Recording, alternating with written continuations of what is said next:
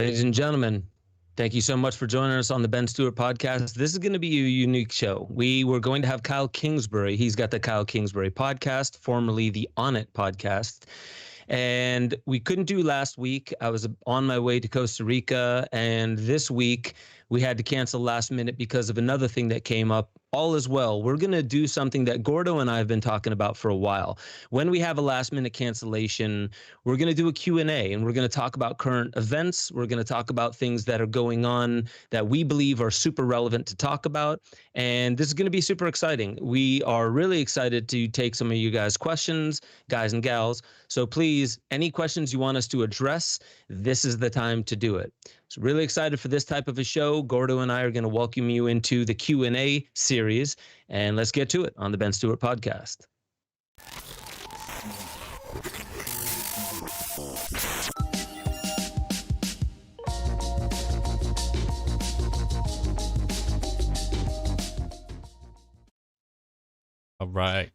All right, we're back.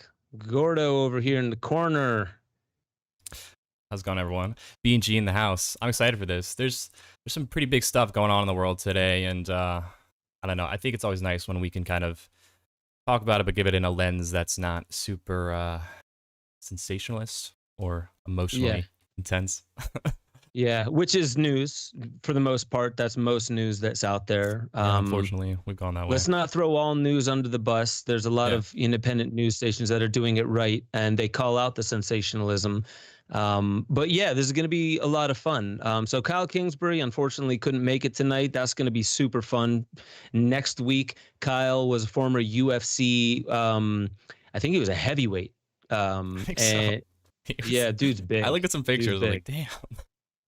I've been in person with them, both side by side with their shirts off, and I'm like, dude, what do you eat and how do you work out? I want to be that tall. It's just a different breed, bro. He's just I know, breed. Man. And he's a specimen because like everything about him looks incredible just in looks, and then you talk with him and the guy is incredibly intelligent, and he's also like a teddy bear. He really is. He's a sensitive individual, and we'll talk about why he couldn't be here tonight. It's actually kind of an interesting story. Let's just say it's ceremony. It's a very unique kind of ceremony, and this guy blows me away. I can't get into details, but last time I saw him live was in Austin, but right before that, we were both at Paul Chek's place doing ceremony, and that was just off the charts. Probably the deepest I've gone with this particular medicine. Can't tell you why, when, and how, and where, and stuff like that. But let's just say that we'll talk about next week. This week, like you said, we have a lot of amazing stuff to get into. So for the audience, Gordo sends me things through text like, hey man, here's some things to just like keep abreast of what's happening in the world, just in case you missed it. And what do you want to start with, man? You sent me a lot of stuff, and there's a lot of stuff going on, but which one do you want to start with? Well, I guess what's easiest is just kind of what I was checking out today and having a pretty long, nuanced, interesting chat with my pops about, and it was because I had just watched this 60 minutes documentary or mini series from Australia, and it's weird. I feel like 60 Minutes Australia is better than 60 Minutes America. It's kind of what you were talking about last week, or when I was doing one of the clips, just like news from a different perspective. It's a little bit more, I don't know, a little more clarity getting it from an Australian angle. But it's so to kind of premise this for myself and for the audience, I consider myself a pretty staunch like anti-war person. I'm not big into playing world police and a lot of that, and I think this is a big overlap with, say, the libertarian right and sort of the anti-war classic liberal left. And with that being said, though, after watching this documentary, I was left in a tough position, and I had to really work through it. Talking with my dad just about like, basically, if China does invade Taiwan, what do we do? How do we deal with this as a country, as a globe, and just as Western democracies trying to work our way through things? And I could play some little clips from it and some key things from it to give people visual aids, and they did a really good job. They brought a lot of different experts from different fields together, and they discussed all these different angles, but they weren't all like war hawks. Some were dovish, Right. some were more hawkish. And by the end of it, though, like I saw a lot of validity to both sides. And another key thing I didn't realize is Taiwan makes 60% of the world's semiconductors. Taiwan has a massive amount of gold reserves or cash reserves, I believe. It's like in the hundreds of billions. And it's a strategic location for Pacific patrol. Right. That's why the U.S. will not give up Hawaii. Right. It's such a strategic location between the United States and China. And Taiwan has always been that kind of like linchpin for China and America tensions. I remember when I was making Esoteric Agenda 2 at the beginning of 2020, there was, I think it was a 60 Minutes. It was something that I pulled from, but back then and far before that, Taiwan was the central issue. And is it looking like has something happened recent? Is it looking like there's movement on the Taiwan situation, and what is that? Yeah. So, and I might pull up some things to highlight specifics here, but from the top of my head, that this investigation highlights are an increased movement of artillery along the border of China with the South Pacific China Sea. I'm blanking, I think that's it, and this whole Indo-Pacific region, and also the island they've created that basically is just a defensive bunker type island. The more aggressive tactics they're using with planes and various naval and air force. I mean, I didn't realize how much they'd really built up their military. I thought America was still just destroying most countries combined when it comes to just armed defense spending and all that jazz, and we still are the largest. But from what this was saying, these experts were saying, is that China has a larger, basically, navy than us now. And they're saying, in this region of if basically the way that these strategists were these strategists were saying it were that China, if they wanted to take Taiwan, whether peacefully or non-peacefully, because basically the way I see it is they could very easily take it peacefully if Taiwan knows that America and Australia and these other nearby Western democracies are not going to protect them. We have a current treaty with them that says we will provide self-sufficiency to create defenses, be self-sufficient with defenses, but we're not going to guarantee we will intervene if you get invaded, basically. So, and I don't know the current stance from the Biden administration or in general, the real powers that be's stance on this, but if they do allow it, then China could easily just take it peacefully, because Taiwan's going to say, hey, we don't, there's no way we can withstand this amount of force, physical force from them. So we'll, instead of letting you destroy our country, loss of life, all this, we'll surrender peacefully. Kind of similar to what happened in Hong Kong. And they make that parallel where, you had this massive protest, and then China really just brought down the hammer hard on protesters. And now it's pretty much predominantly taken over by the CCP. And I think that's an important distinction to make throughout all this, so we're not coming off xenophobic, is that the CCP, in my opinion, and I think this stands for most governments, doesn't necessarily represent the entire Chinese people and population.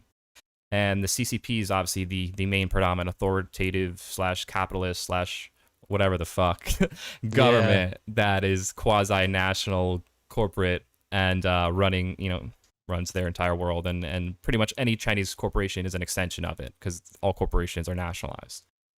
So they're also anti-boy band.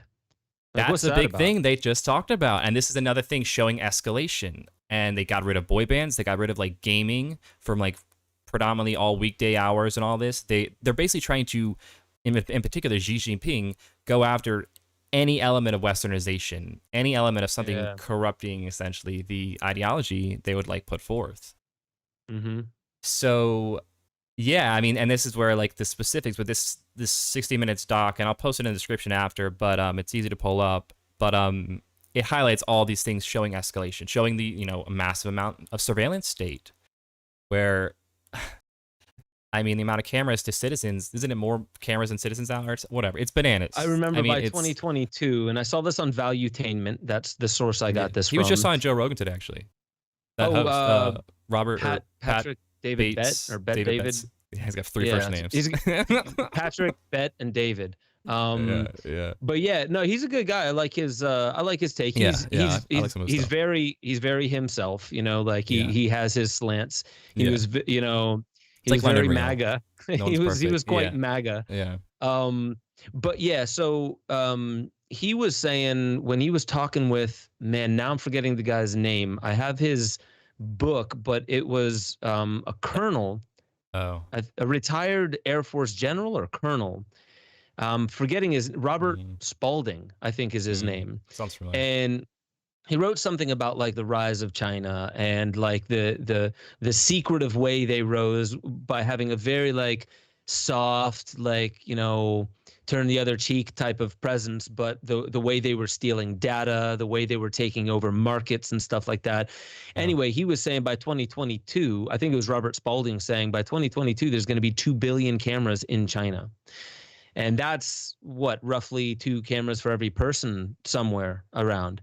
And so let's also put this into perspective, because I've gotten people that have pushed back in the way that I like pushback, and I don't dislike when people are just hog wild and telling me I'm, like calling me names and stuff like that. I find that rather comical.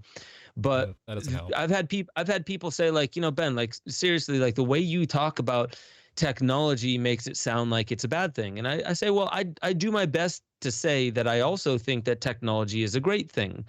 I just don't sit around all day talking about how great the internet and how great some technology is. What I do is I try and push to show like, you understand that this isn't, that there's nothing purely evil or purely good. We're talking about the gradient of human intention in mass, so it's not just one singular thing. And I think there's 2 things. It's how we as individuals use it, and how the people who create it and wield like the manufacturing might of it also decide how it's going to be implemented. Totally. And I mean, like, let's not beat around the bush. Data companies are some of the most powerful industries. It's the most powerful industry, bigger than big oil for sure. And that's why you see a lot of things turning to very obvious things like, turning to digital platforms, turning to applications and things like that. And we're going to soon, before 2030, we're going to start seeing things like the spatial web, which is basically augmented reality web. It doesn't have to live on your, the size of your laptop or your tablet or your phone. With augmented glasses or whatever, you're in whatever you're Contact in lens. for the website, and Mojo Vision, where it's implantable as well. A lot of people are like, whoa, that's, but that's like 100 years down the line. I'm like, Mojo Vision is a company working on this already, implantable stuff. Well, something on those same lines, when in this documentary, when they're talking about the weapons that China already has to potentially be used if worse shit hits the fan, they're like, they have handheld laser weaponry, they have railgun, electromagnetic railguns, they have space weapons, and this is like mainstream CNN just like playing it. I'm like, what? Can we just pause on that for a second? What the fuck are you talking about? And they just I couldn't imagine. through it. I couldn't imagine some guys running up with M16s like, all right, I got you, soldier, and then just laser just wastes the guy next. Like, whoa, what the fuck did I just walk? This is some Star Wars shit that like. Where does most money really go into research? It's, DARPA, like a lot of the most money is spent on defense applications in any country. So it doesn't surprise me, but well, we don't want that to happen. I mean, let's just briefly go over some of the new technologies for weaponry. Now we all know, I can't say we all know, but many of us know about sonic warfare. So you'll see that, everywhere, every country that's somewhat advanced is using, and this isn't just for military, this is paramilitary as well, the police, SWAT, stuff like that, using sonic weaponry that, I like that better than using rounds, like, right? Using bullets that can pierce the flesh and just like it causes so much damage. However, you can do a lot of damage with sonic weaponry. So it's Yeah. like, oh, rubber bullets are better than, other bullets. And like, yeah, that's true. Like the aggression is the same, but, like the end result isn't. But we're talking about in the next 10 to 15 years, potentially. And this is what I've heard.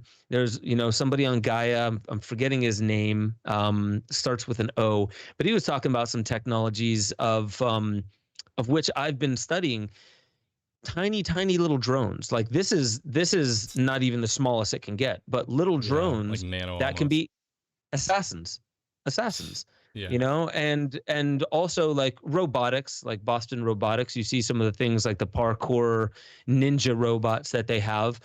These things, like you would imagine, if the ability is there, it's just going to get built. So, like, this is definitely what we're stepping into, but what is our biggest competitor? Now, we're not just talking about like competitor as in military might. I'm talking like in economic might as well. That would be China. So, the fact that a lot of people say like it's fear mongering to keep propping up this idea that China and the US are potentially going to go to war, I think it's like, well, it is the news. These are real things that are, real strategic moves that are happening, and it's been going on for quite some time. And last year, when I was studying this stuff, I was studying Thucydides' trap, and that's basically it's a professor that came up with this, that showed that if there's any superpower, um, let's say like if there's the US main superpower, and then there's China, who back in before the 70s was still, I mean, actually all the way up into the 90s considered a third world country, um, rising through the ranks economically, very very quickly. Anytime that's ever happened before, 12 out of 16 historical times have ended in war. So Anytime, Thucydides. anytime. What do you mean? Just like like a third world or a lower level country economically, or what do you mean? Well, so Thucydides was a Greek historian that was talking about Sparta, and he Mm. basically said the quote, "It was the rise of Athens and the fear that it instilled in Sparta that made war inevitable," which basically lays it out there. Is like, if you still consider America to be the superpower, anyone that's rising through the ranks swiftly, like, okay, like who was it before? I can't remember who was second. Like maybe Russia, Well, right before China. Am I I mean, for a wrong long about time, that? obviously the British Empire, the sun never sets, but then, I mean, I would say it was really Great Britain and then America after we kind of took the mantle after from them. But But it wasn't I Great mean, Britain while America was number one. no, That's why I after think we World War had such an issue II, with yeah, Russia. all of Europe just completely worked, and so Totally. America So didn't. So yeah, so this is Thucydides' trap. If you have somebody that's like they're not moving quickly towards your rank, but they're right below you, you keep them in check. But if there's a company that starts down here and they're swiftly rising, that means the momentum and mm. your projections say if we don't do something drastic, they're going to become the number one superpower. And then perhaps America, and I'm not saying that America has been the world bully, but I can't say that America hasn't been the world bully, right? So, Yeah, we do this world policing, yeah, and there's America. this You could argue it's awesome. it's an empire basically. I mean, Totally, you got totally. And military bases everywhere. well, I'm reading this book Blowback. I'm forgetting the guy's name, but his last name's Mm. Chalmers, or maybe it's his first name. But blowback is a Yeah, CIA term yeah, that yeah. basically means our foreign policy, even the stuff that nobody knows about, it, super classified. 20 years down the line, it might come back on us. Like there may be a terrorist attack or something that happens to us, and then our news will be like, unprovoked, out of nowhere, this attack. Like they hate us because we're free. So Like George Bush. weird. Why would they You do know, that? George Bush, Jr. W was like, they Yeah, hate us because of our freedom. yeah. Like that's the It's best you because we could got come up with, dude. McDonald's. That's why, Yeah, bro. they hate us because we're free, and Yeah, you attack us showing once, showing and beautiful women on these big screens. shame on you. Yeah. Fool me twice, and well, you His just can't, puns were just so can't do top it again, notch. right? So That's that's so much wit. Thucydides' trap. Yeah, yeah. Is my question here then is, So I've talked about the fourth turning before, and the fourth turning, for those who aren't aware, is a book, and it's just this concept that economically we go through 80 to 90-year cycles, and every 80 to 90 years there's a crisis point. You go back 80 to 90 years, World War II. Before that, Civil War. Before that, Revolutionary War. Before that, the Glorious Revolution in Europe. So the idea that we're going into a crisis period, some are saying we're already at war. It's just not the kind of war that has the necessity of dropping bombs and leveling cities. It's psychological warfare. I talked about this on Tim Pool podcast, and I asked him, I was like, well, what do you think war would actually be and actually look like? And he said it's probably a psychological thing. So there you see it. It's William Strauss and Neil Howe, and there's a lot of pushback on it. A lot of people say. Last time I went on the Tim Pool podcast, the girl who picked me up from the airport was like, yeah, but they're saying that only 80% of that book was really accurate. And I was thinking, the book was written in 97, talking about 10 to 20 years from now. Like, the fact that they're more than 50% accurate, that's incredible. If you're, you don't use it. I mean, I think, let me know if you disagree here, but I feel like you don't use it as a complete verbatim Bible, right? But there's a lot of interesting, important patterns that it has recognized, and that's how I kind of always looked at it whenever you talked about it. It's like, okay, what can we learn from this? And we're not saying this completely, every single thing is right and everything is completely unavoidable. But it's like, to me, why do you study history? It's very similar. But if you find certain patterns, just like the whole idea of every empire after so many years kind of crumbles, well, maybe we should learn from that. Maybe we should So you're definitely right. Yeah. Fourth turning is not a Bible, and it just shows you that if they were 80% accurate, let's just be fair and say maybe that's even too generous, and they're 60% accurate for a book that came out in 1997, saying that somewhere between 2005 and 2008, there's going to be a catalyst, and that's going to lead to a bunch of different things. Occupy Wall Street, after the housing bubble, 2008, Occupy Wall Street, leading up to, Trump, insurrection, COVID, all these things were talked about. Chapter 6. Just read chapter 6 of the fourth turning. So no, it's not the Bible, but what it shows you is that some people did some studies and they said, here's what we predict. It's not because we're channeling from, the Pleiades. We're actually reading history and saying, oh, well, it looks like if history keeps repeating itself the way that it has in our research, then by 2020, it's going to be at its crescendo. And maybe not crescendo, it's going to be in full swing. That's what they say. By 2020, the fourth turning, the crisis period, will be in full swing. You'll potentially see false flag attacks. You'll potentially see a pandemic that'll reach the inner city with a lot of pushback between urban gangs and suburban militias. You're going to have talk of insurrection and secession from the nation. All these things have come true, and okay, maybe they got very lucky on some of it, but they were drawing from something. So I will say that all models are imperfect, and maybe this could segue. We don't have to segue now, but if you guys realize that the latest Waking Infinity news segment got pulled down, it had Jamie Wheel on it. I'll explain later why that's not there anymore.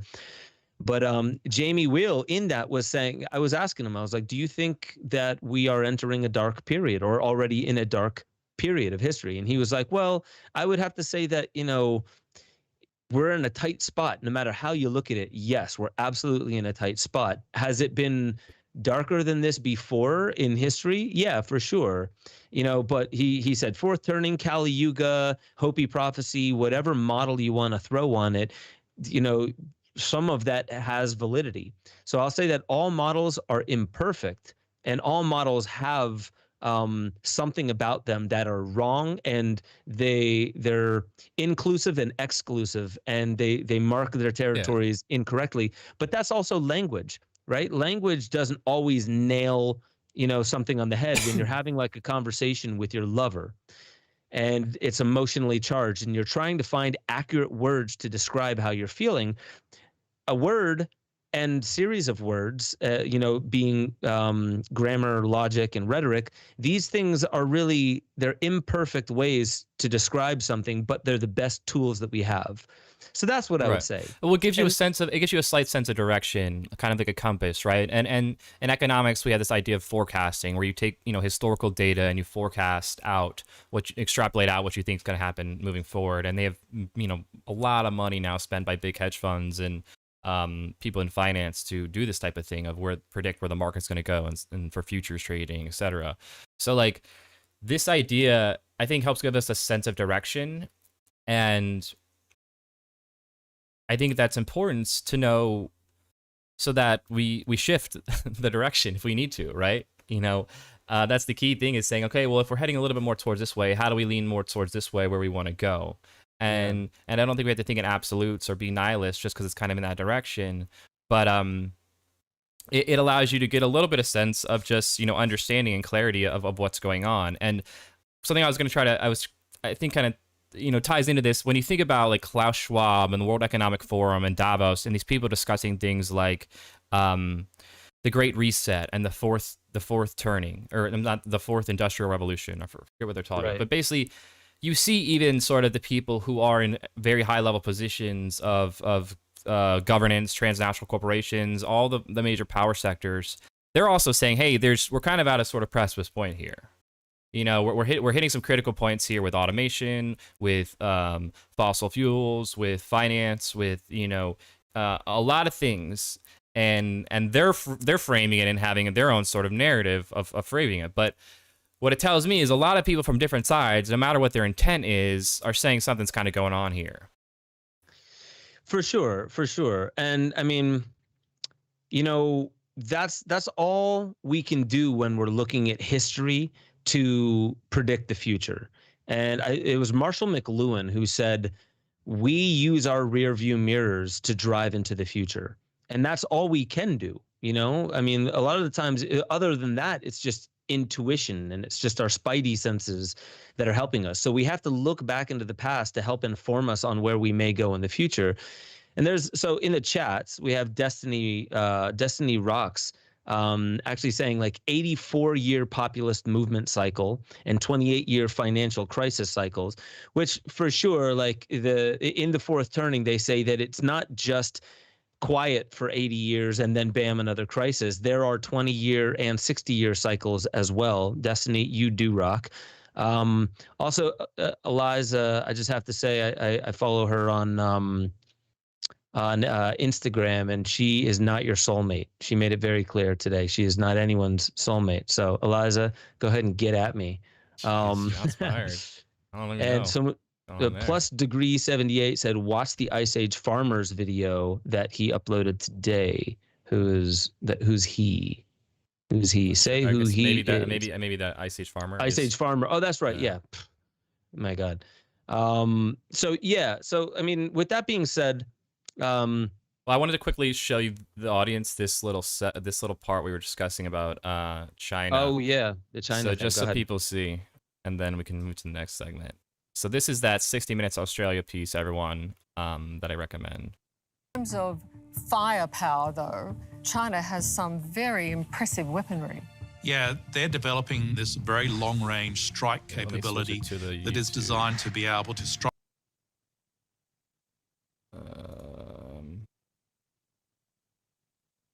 Okay, look at that. Nice and framed. We're getting the audio. Yeah. Yeah. Let me share with you. They have it. You're not. My bad. Yeah. You're good. One sec. OBS. Okay. All right. Strike at the US and its allies.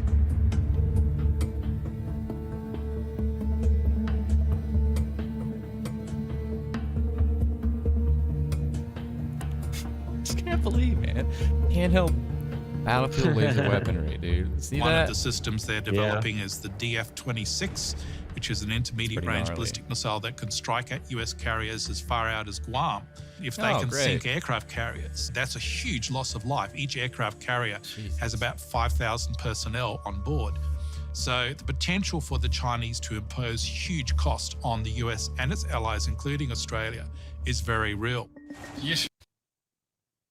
So throughout all of that, you're just getting all these like heavy haymakers of just being like, oh my God, this is kind of disconcerting how I feel about China, but also then the other guys will make really good points about like, obviously, like we don't want a war with China because that could lead to basically global war, and then if you like, it could be really, really bad, and we should at all possible costs not do it.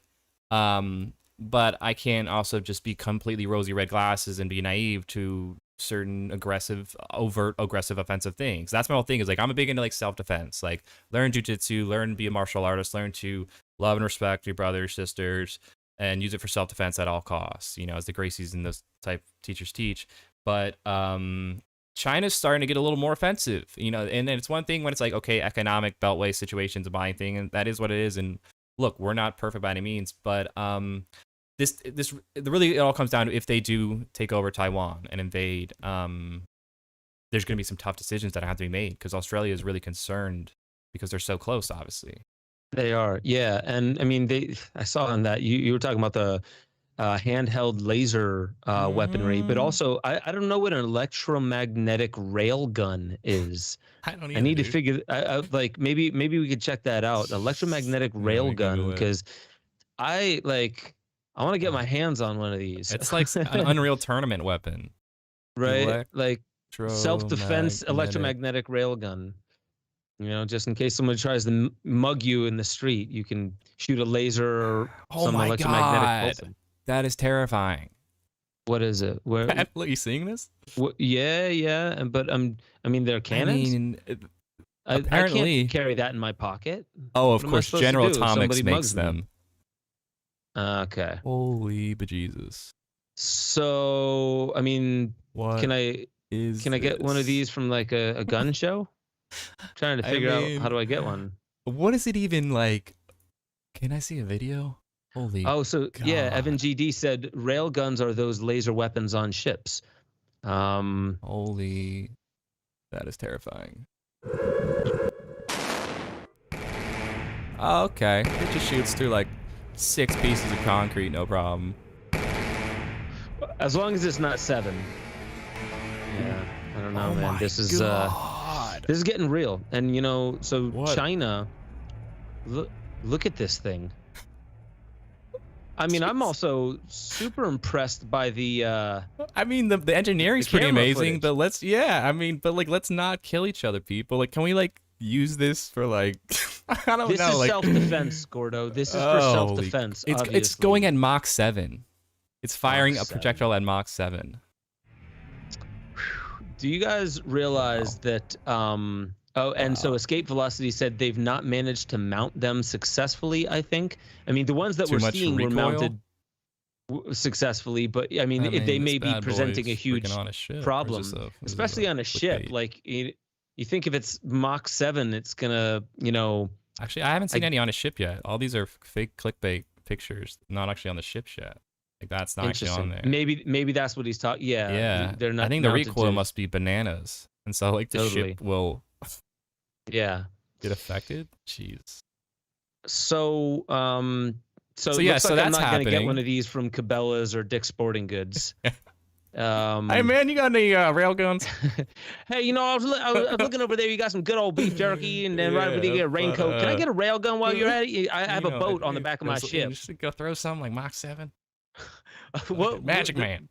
There was a movie that I saw where somebody mounted a cannon on a tiny little like pisser boat, whatever it was, and it's like the cannon flew the boat like 30 feet in the air.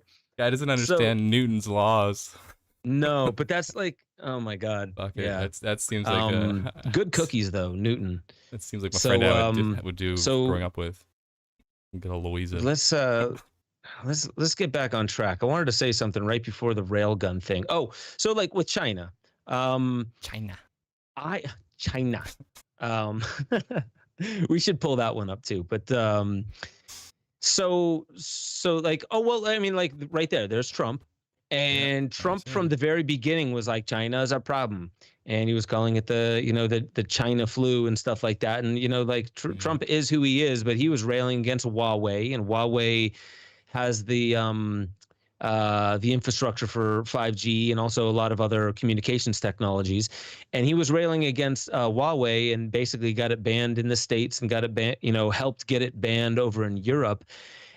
Mainly because not just through TikTok, but through other apps and stuff like that, taking US data and sending it through China first, even if it was going over to, I think Switzerland was the place, and monitoring the data before it's sent over.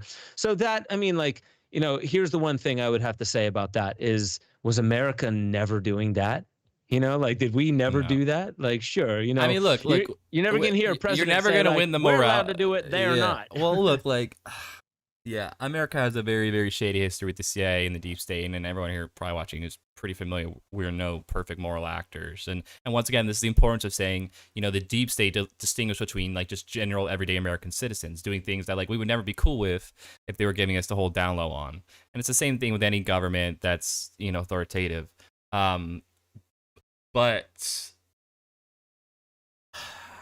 ultimately, like, this is where I'm just saying, man, the only thing that really matters, that I really care about, like, it doesn't really do as much to like sit here and argue like who's a better person, moral, ethical actor. It's really just like geopolitically, like real talk. Like, if they invade Taiwan, like, I'm just trying to put that on people's radar. Like, that's pretty gnarly, and we have to be mindful of that. And I don't think this should be even a left or right thing, but unfortunately, it's will get everything becomes like right now. This is going to be perceived more of like more right wing because we're bashing China and Trump did, so they associate that with that. But like, well, let's be clear, we're not bashing China. We're concerned about bad actors in China. We're saying, hey, China, and we're not talking about Nicolas Cage and those kinds of bad actors. We're talking about like not that peaceful world leaders, and specifically. So China's got a lot going on. They're taking over Africa with their 5G technology and infrastructure from top to bottom. They gave Africa, right? They were giving Africa, throughout Africa, they were giving Samsung phones away. And then you look what Obama was doing. Obama was giving Obama phones away. And this is, it's not and those terrible. Phones happen to also collect your data and track you maybe, but we won't worry about that. So that's the Alison McDowell slant, is like, well, let's look at this realistically, guys. Like, nothing is free. If you ever get a product for free, you're the product. Bro. And that's exactly what it is. Yeah. And so, who weren't any country getting enough data from? The poor, the ones who can't afford phones. And that's why there's also what's the most important data from third world countries they'd want though? Like, they're not caring about if they're spending on Coke or Pepsi. Like, these people are barely getting by. Is it just like positioning where they are? Like, I don't know. I'm trying to think what would be the most valuable data from that demographic. So there was a book that I was reading. It was called Data and Goliath. It was actually a while ago. It was before, like, I think it was back in 2012 that came out, Data and Goliath. And he was saying that in the early parts of the OOs, like 2001, 2002, 2003, data companies weren't actually keeping their data. They were throwing it away because they didn't see the value of it. And then they started keeping everything. Even if there was no clue what it would be valuable for in the future, they started keeping it. So the reason, like the biggest reason I think, instead of just saying, well, obviously they're going to put us all in an open air prison, I think what it is data is valuable. It's proven to be valuable. So if you get everybody phones and you can get up to like 500 to several thousand data points on every person, it may not be valuable now, but you can, with that, as it moves forward, if you get people proliferating data, they'll figure out a use for it. Like, do you know that in our I feel you. In our phones, I'll just say this: in our phones, we have those. What's it called? Like a gyroscope or something like that. Or gyrometer. That basically, gyrometer, something like that. Like it shows. Like, that's how when you turn your screen sideways, the phone knows to make the picture go sideways. Ashton Little, I think, or Max Little from Aston University, he found that just taking some data points from that thing, most people carry their phones in their back pockets and they walk, right? And so as they're walking with it, they produce some kind of data points that shows what their gait cycle looks like. So you can map their gait cycle through time and space. And with those biometrics, you can figure out whether somebody has, right there, Parkinson's. He's saying right there. He found a way to test for Parkinson's with a phone that people are already carrying around just by making an app that uses an algorithm to test for 2 parameters that basically is better than a sit down with a doctor. So the phone can actually check, hey, in 10 years, you might have a problem with Parkinson's if you don't get on the right, track. That's with technology that was put in your phone. Simple voice recordings? That's what it's using? He's saying Parkinson's. Okay, so that's through voice recordings. So this was different, actually, because this was like 5-6 years ago. There was a show that was basically saying, like, yeah, we track people's gait cycle. And with simple parameters, like 2 parameters that we're checking for, this algorithm can check your gait cycle to see whether you have early onset Parkinson's, dementia, Alzheimer's, which is basically neurocognitive decline. Right. And that's interesting enough. And now through the voice, that makes sense, because I've seen a lot of like what people called like pseudoscience gadgets that you just say a couple words into it and it can tell you whether you have anything from herpes all the way to cancer. And it can tell it by the way your voice reflects what's going on inside your body. Let's see. Yeah, I'm not surprised at all by that. I mean, so the bottom line is like, yeah, go ahead. My point is that gyro whatever is a technology that was put in your phone for a different reason. Right. Now, in the future, they found out a way to use that technology that's already in everyone's phone to do something amazing. I mean, tell me that's not amazing. And thank you, Destiny. Yeah. Destiny just donated $25, said thank you for you both giving away truth. We're not giving it away, Destiny. It costs $25, so thank you. I'm just kidding. I love you so much. Thank you so much for that. Yeah, thank you. This is bananas. I mean, the bottom line is, I mean, this is showing you a great example of how tech can be used for good, right? It's all about how you use it, and this is amazing. If this could help solve Parkinson's and other amazing things with your freaking just your phone, like, that's amazing. But so where I was going with all that was like, there's definitely a reason for them to proliferate data on everyone. Even if they don't know why it's important yet, they're probably gathering it just because they know it will be at some point. And with that, like, I've even had, let me just finish the thing on China. That's where they're at in Africa. And you mentioned Costa Rica. They're in Brazil and South America. They're everywhere. They're in the United States. They're in the United States for sure. Yeah. So before we just go like, China bad, America good, let's we're also talking like Steel Man. Let's do the Steel Man for why China's good. Right. Are you familiar with that phrase, the Steel Man? That's the opposite of straw man. Yeah. I love it though. Yeah. Because it's now that's great. All people do nowadays throw out straw mans. Like, yeah, see, I dunked on him. But I mean, China has an extremely rich, beautiful history.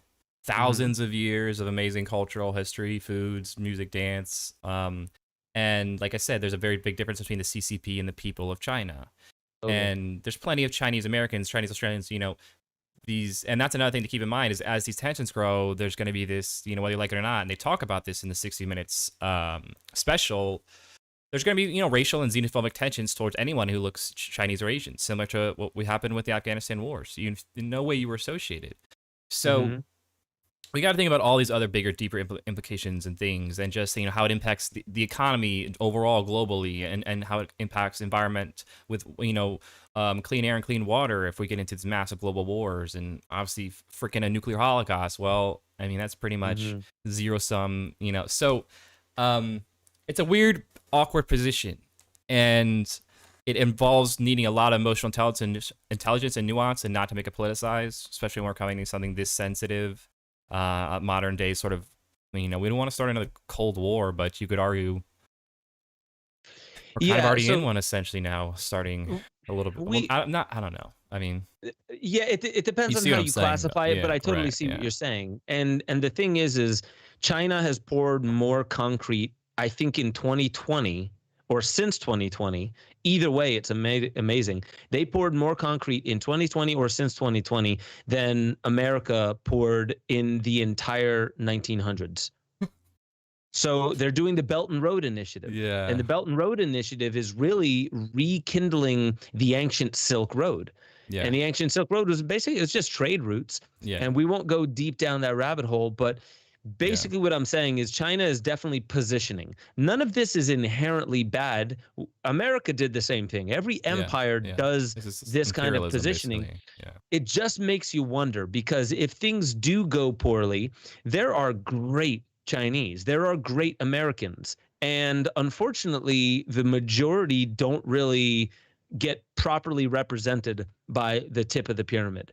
Yeah. And in that respect, but the base of the pyramid are the ones who go to war. The base of the pyramid are the ones who are disadvantaged by economic sanctions.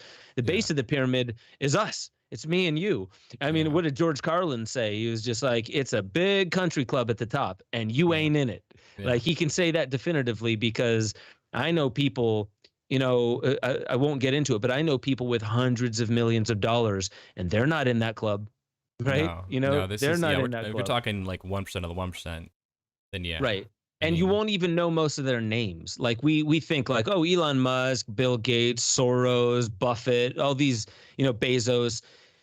Yeah, you know, like they're super, super powerful, but like that's because you know about them. That's because the press is constantly speaking about them and talking about how much money they have. I'm not saying they're not powerful. I'm not saying that they're not part of they are the 1% for sure. But when you think of like who are the most powerful people at the top, you don't hear all their names.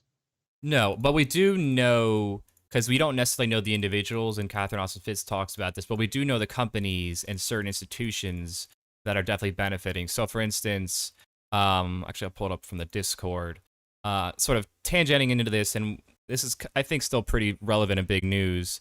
The, so this is our Discord, by the way, fam.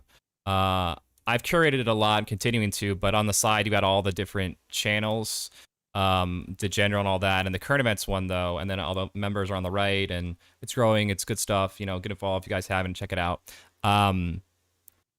Afghanistan, so tying into basically just like, you can see who clearly benefits, right? That's a big question I always ask. So who benefits? So when you look at, you know, 20 years of Afghanistan, you know, this is what 2 trillion bought you. Jake Tran's a cool YouTuber that did really well. Gotta be careful with the copyright, but basically, like, he did a great breakdown of just like the money, who benefits, and there's plenty of other people who've done a lot of great videos and how much we spent. But obviously, people like, you know, Cheney and people like who had major shares in Halliburton and major Boeing and defense contracting companies, CIA and various, you know, defense people who benefited from these no bid contracts, and anybody who was using it as a means to create more basically security state, you know, more of this, you know, BS of like, hey man, like, I didn't give you permission to just look at all of my data and go through all the stuff Snowden talked about. So we're coming out as a weird time where we're finally coming out all that BS. Things are starting to rise with China. COVID's obviously in this weird spot. We're kind of coming out of it, but like there's still this awkwardness now of like, are certain, in particular, like neoliberal politicians really going to push COVID mandates, and how are we going to deal with that? I think, is it for sure going down that companies with like 100 or more employees are going to have to get the vaccine? Is that federally been passed? Well, I mean, are we just talking New York? Because I no, heard like it was federally, like the whole country. Was that ever a thing Biden's trying to do, or was that never? Was it just states always? I don't know. Let's ask the audience. Does anyone else know about that? Let us know. Google it while Yeah, let us know. I mean, like, I heard about New York. I heard about Jimmy some Dore, of the actually, I can specific pull up state on things. he did a piece recently I pulled up. Let me see. Because that's another big one people are talking about, you know, bad mandates. Obviously, Fauci is just a joke now to everyone on pretty much all sides if they're actually being honest themselves. So, like, but he's a nice guy. I mean, isn't it all about being nice? Who cares if they're honest or Alex Jones was on ethical? Tim Pool talking about him. He's like, you know, his last name means sickle in Italian. And they're all like, oh, I don't know. And then, of course, they look at it like, oh, he's right. That was pretty epic, by the way, if everyone hasn't seen that. And that's something we can talk about later, just how he was how he was going to debate Schoenhead and then she ended up pulling out, and just how, like, if we're ever going to build bridges, we got to start being okay to have conversations with people on the other side. Because, and I'll say it's more so on the left, Robbie. People are afraid to associate, if you're on the left leaning, with anybody considered on the right or alt-right, because you don't want to get, guilty by association. So that's another important topic. This interesting gentleman is a doctor who Jimmy had on, who really went through a lot of it. And I don't know if they discussed ever specifically, it looks like it's like certain LAPD in various cases. Chicago bus drivers had to quit over the mandate. That was a big one. Yeah. So it's being implemented, I think, for sure. I mean, Corey G in the chat said, I think many states are fighting back against the mandates. And Dustin says, yeah, Biden did say something about federal workers must get vaxxed, and companies with 100 employees or more have to get vaxxed or negative COVID test every week. Now that reminds me, thanks, Dustin. That reminds me, Tim Pool was saying something about the 100 or more employees thing, and why he was like, well, he has 30 employees. Tim is building, I saw it in DC. He's building, a really interesting eclectic group of people there. And he said he could have over 100 employees, but all he said, he was like, I'm not too worried about this, because if I want to expand, I'm not just going to expand in one department. So all I got to do is build another company, and it's an offshoot company. Exactly. That's what I saw as like the hack. Everyone's saying, well, just separate your company, like another LLC. Yeah. And that doesn't mean that, what that's going to do though, is like, it's going to affect existing businesses with more than 100 employees. We worked at Gaia, and there was 150 employees there. So like that would affect them. And you think like, Gaia, conscious media streaming and stuff like that. I know some certain people in particular who are not going to be cool with that. Oh man, Ryan Bassett is gonna love it. I know she's gonna love it. Damn, I love you, Ryan. Just put her on blast. Yeah, just put her right on front. Yeah, but she's not alone. And I mean, look, and especially if you look like Amazon or Walmart, these big freaking heavy hitters who have massive amounts of employees, who a lot of people, especially who work there, are like, look, I need this freaking job. I need this. So if you have any health, or and especially in like African American culture, they have a very averse. They're one of the biggest demographics that are very averse to it, because of the history of the medical community and system with experimentations with that community. So look, like who am I to give him shit for that? Especially when you're hearing you need another booster and it's not as effective. Like for me, the main thing is just like full disclosure. I got it because of like of personal reasons with family and just being around people who don't expose and certain things there. But like also the big thing is like the only reason I really like it's important for me is just like it I think, and the science really strongly backs up, that it would help reduce if you got COVID from dying. But even being young and viral like I am, I was never really that concerned, and that was always the big issue. Is this became so universal, and they didn't get a nuance of certain groups were obviously much more at risk than others, and then it became obviously so political. Nobody even became open to what's the term for like ivermectin and these things, like horse dewormer. No, the medical terms for those type of drugs that help. Was it anti-parasitic? I mean, I'm not sure if there's a specific one that's been thrown around. Prophylactics? Prophylactic means taking something as a preventative measure. So you can take ivermectin after you get sick. And there are some people that say, I was actually just in a conversation, and actually we might have Nathan Riley, an OBGYN, on the show next week, it wouldn't be next week, it would be the week after. And he said that, like, because there was somebody else in the room saying, like, you can take ivermectin prophylactically. And he was saying, yeah, but, that's almost like taking antibiotics prophylactically. It disrupts the biome. Like maybe that's not the best thing. But it was a good conversation. It was good to hear that. So prophylactic means taking something ahead of time as a preventative measure. So did you get out what you wanted to say? Yeah. I mean, and I think just in general, this was the big thing that Rogan really was rightfully on about, was just like, why are we not even talking also about like vitamin C and sunlight and just like exercising and things that are freaking no-brainers that are also helpful, for COVID or in general. But like, especially with COVID, it showed it really was helpful, taking those things into account as well. But If you want to add to that, you can. I'm trying to think of there's some other big stories here. I can pull up to people. Well, the big one also is. Oh, go ahead though. There's another big one, obviously. Well, I was just gonna say, like, and thank you for being like honest about like you getting that, because like I need to say something for the audience to understand me as well. Whereas I think you should make the decisions that are best for you. I'm a firm believer that you should trust your intuition and research as much as you can. And then once you know you are as informed as you can be to make the decision, then trust your intuition. I don't think there's a one size fits all health solution for any and everyone.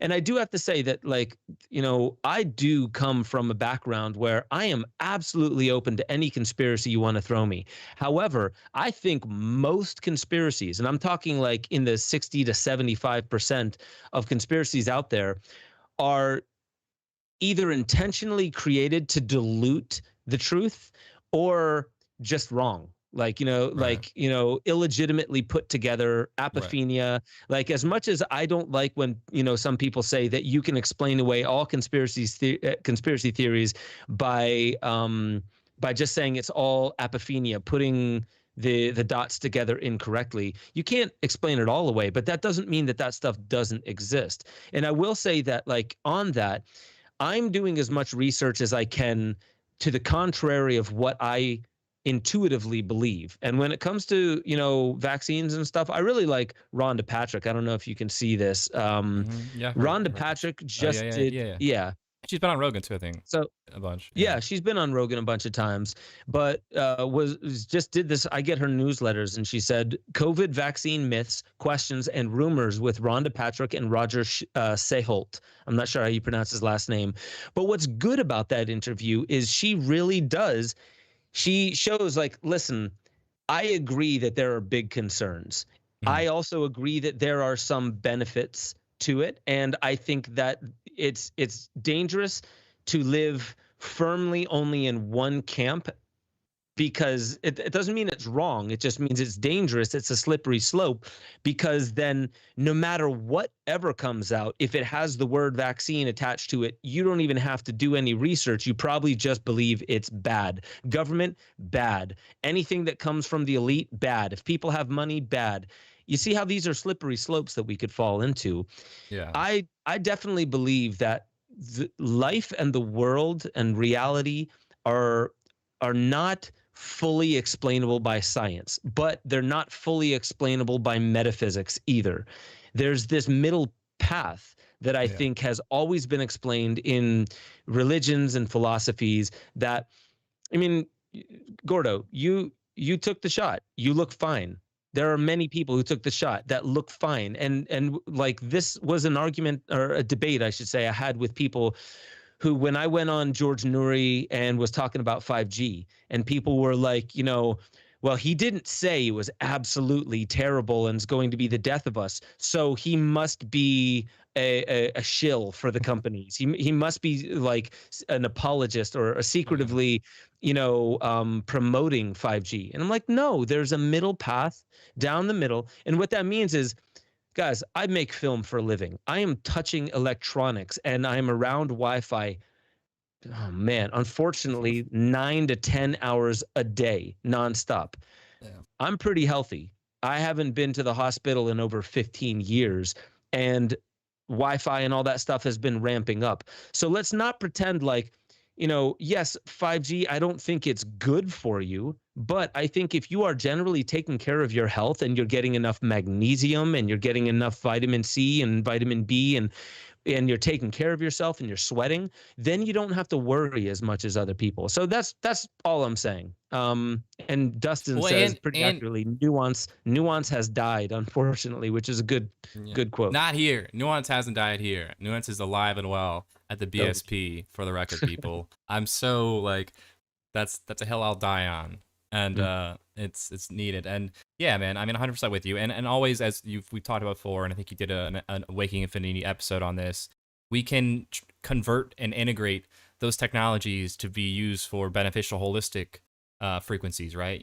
This idea of, if there is real technology and engineering that can transmute essentially these signals and frequencies coming out of these towers to be giving, a different frequency that's healthy and stuff, that I don't know exactly the specifics on the science and tech behind these companies you've talked. Yeah. Like, then, biogeometry is one. And then we've also got that as well to help. So it's not like, and this is important because like people got to see the solutions. They got to see, like, be aware, but like don't let it break you, just because there is some, pretty effed up shit going on. That's okay. There's plenty of solutions. There's way more of us than, sociopaths who are trying to do this to get their rocks off for whatever reasons.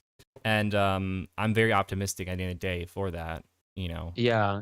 Let me say one more thing from the chat. Destiny Rocks said something that I agree with, like, which isn't uncommon, Destiny. The difference is, and this is her speaking, the difference is those not vaxxed are not ever wishing death or laughing or wishing death on the vaxxed people. Yeah. I mean, like, it's hard to say. I mean, like, because really, it's not ever all people. Yeah, it's not all people. Look, here's the deal, and this is the importance of, like, we can't talk in broad swopes on any side. Like, when I see certain talking heads or blue checkmark Twitter people who represent a certain neoliberal sort of corporatist globalist sect of the Democratic Party, because there's different sects, just like on the right there was the Tea Party and the sect that went against the Bushes that were pro-Trump. That's the nuance of politics, people. That's really fucked up on just a human level. That's dehumanizing. And I've talked to a lot of people who I know, like one I play volleyball with, who's a yoga teacher and pretty kind of classic neoliberal. Like she's like, I kind of mentioned what we talked about in our pod, and like, yeah, we kind of discussed with our past guest, I think it was Ben or with Gio, but like how like this dehumanization going on. It's like, this is most rational people are like, that's really no bueno. I don't care what your politics are to say you wish ill will on somebody. Like Rogan, a lot of people saying, oh, he deserves to get sick and all this, and Rogan really had to be like, whoa, like, I'm a loving good guy, I can handle this, but that's heavy, people. Like, this is you from projecting some serious unresolved anger, and Trump broke a lot of people's brains. This, and so did AOC on the right. Like, it's happening to a lot of people. Like, emotionally, people are just like so revved up because of the media and like thing around them, that like both sides, like Antifa, Proud Boys, like, this is not the answer, guys. Like, those extreme versions of it are not what represent the majority of people. I really, like, all the data really supports that. So there's plenty of loving people, classic liberals, so to speak, who say you have the right not to choose it and you shouldn't force it. This is also civil rights. And yeah, like, let's, like, I don't know, this and Brent Weinstein, all these people have gone into science of like why this isn't really necessarily a war on the unvaccinated, and this whole idea of like, Ben, you're the freaking enemy because you're not vaxxed. Like, I should hate you and demonize you. Like, well, hang on, what's exactly the logic for that? And like, why are you telling me to hate a human? Yeah, like, yeah. I mean, I've seen both, and actually, Evan in the chat, Evan GD said, I know unvaxxed and unhinged conspiracy theorists say that the vax is going to kill people in 3 to 5 years. I've heard 2 years by some people. Fuck. And they hope that it does because and they hope that it does because they deserve it for trusting it. I mean, I've it's cold. I know that must exist. And well, I mean, that's the thing. Like, is you're really talking about me here, or is this something you haven't processed, brother or sister? Like, right? Like, right. Well, and that's the thing. Like, was it Howard Stern that said that about Rogan, right? That like something that like, I forget what it was. It was something Aubrey Marcus posted. Maybe I'll try and find it here. But Kyle posted one, I think, too. Yeah, I can pull it up. And Aubrey had a really good, I'm gonna pull it up as well. Aubrey Marcus had a really good write-up underneath it that was pretty spectacular because it brings the point. So Kyle posted this one, which was a good one, that said, or reposted from Brett. A movement opposes science when it doesn't want assertions tested, challenges arithmetic when it claims don't add up, ridicules merit when it wants to triumph by other means, seeks to censor when it fears discussion. Those who coddle such demands sow the seeds of our undoing. Yeah, so I mean, this one, is it's not saying what the actual source is. It was written by Jesse Holland, but Howard Stern wants anti-vax idiots like Joe Rogan to stay home and die with COVID. Like, I have to say, this is a headline, and not all headlines are news. Right, and a lot of the times, opinion pieces make it to news like they're fact. But here's what Aubrey said. And he could have been joking when he said it, right? That's the whole freaking thing with like context. Very true. Right? Very you true. read something verbatim when it's like, hey guys, what do you think about, yeah. And Howard Stern is a pretty comedic, sensationalist dude, but he's shock rock. But also, he also though before Rogan was Rogan. Yeah, but he's also like a huge Hillary Clinton fan. Had her on. He was a huge Russiagator. He's gone pretty mainstream neoliberal now, and it's pretty bizarre considering that's the guy who used to have chicks sit on his speakers while it vibrated to achieve certain pleasures. Like. Well, it takes all kinds. And the thing is like, okay, so for the audience, like a lot of what we do here, like we're coming up, right now specifically, we're talking about news and we're talking about it in the best of our ability. And for us to know how we can best serve the world, you also have to have some humility and admit that, like, even when it gets to the Howard Stern and the Joe Rogan status, even when it gets to the presidential status, they may know a lot. They may be informed. They may have intel that other people don't. But that doesn't mean you know how to serve the world. That doesn't mean that you know how to be the best you that you can be. That to me has always been more of a spiritual path. Or some don't like the word spirituality, so contemplative. Like if you can really sit with yourself and be compassionate towards what you would perceive as being the other side of a debate, then you come to realize that even those like the Howard Sterns, and I think if you guys were listening 2 weeks ago, it might have been 3 weeks ago, it was when we had, who was it? It's Giovanni, that I had a friend that, I put in a film. I'm not going to say who it was, but getting a hold of me basically saying that, like, the only silver lining that he sees to this whole thing is that the unvaccinated will get sick and die. That's the only silver lining. And so that's somebody who said that directly towards, not at me, because he doesn't know. I don't like make it public, or maybe I do. Maybe I've said it before. I don't care. I haven't gotten the vaccine. It was a conscious choice. I don't push back against those that do. I don't talk about it overtly to make it seem like I'm against it.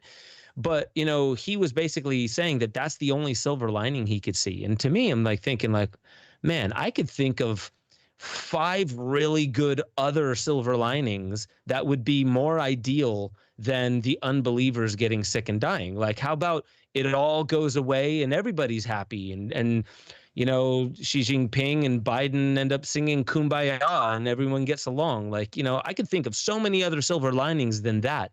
So what that must mean is this is an individual who has fear, has uncertainty, and has allowed for the narratives that are out there to speak for him, because this was a very conscious, very loving individual.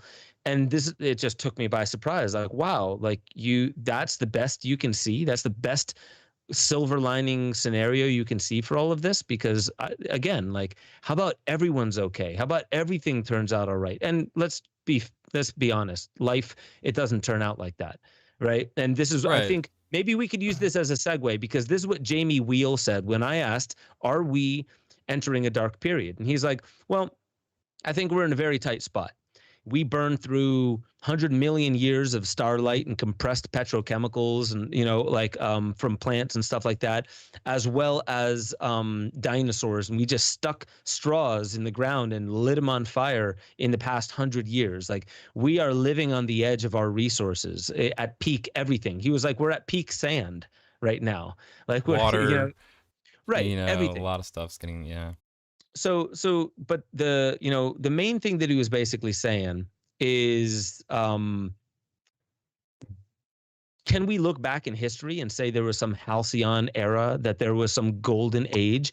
Because you can go back and say, like, well, I think it was a lot better before agriculture, or a lot better before, the printing press. And I think you can look back and you could say, yeah, we traded Hindsight this off, but 2020. then we got that, right? And, you go back in the day, how many years But do you even actually then, have to go dude, back even before everyone I- in the winter is freezing? I've got a trump card. I'll just give to anybody whoever has that type of argument. Like, I just went and got a dental procedure done, and the whole time, because they had to use pretty much the max amount of Novocaine for me to not feel it as much, and still I was getting some pretty intense pains.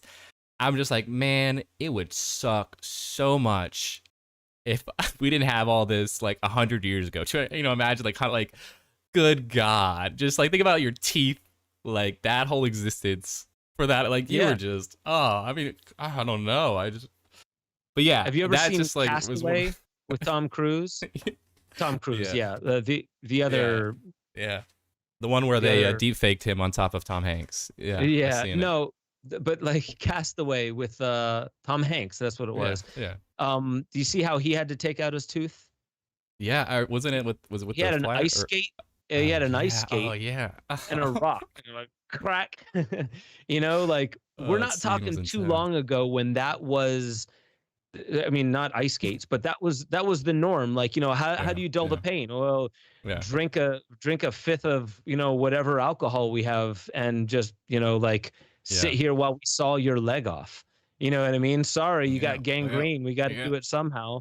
Yeah, that was less than 100 or less years almost. But yeah, so that being said, I have two other big stories I want to hit on if we're ready to change it just for the crowd.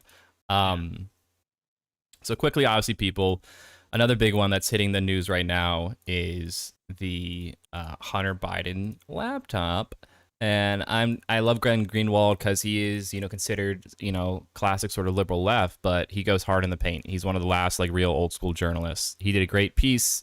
He's all on Rumble now, completely, which is cool too. And we're also on there as well. Everyone, Rumble I think is a cool platform people should support just because it is trying to help people out who are possibly dealing with censorship and dealing with the overlords of the Googleverse. So he, though, broke down everything, and he has a great Substack piece on this as well. I recommend checking out a Substack. I get those delivered. But, I mean, and I'm sure a lot of the audience is probably pretty familiar with everything now to this point, what's happening with the lawyer being indicted. And it's basically just too long, didn't read. Long story short, it's becoming pretty obvious that this was all a total CIA media fraud.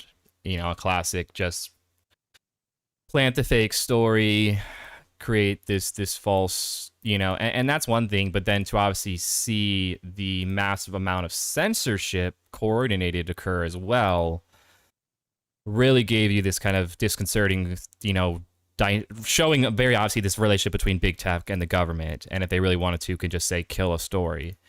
And I don't know if that's 100% the case because Twitter has said sort of they messed up afterwards and all that, but ultimately I still think that,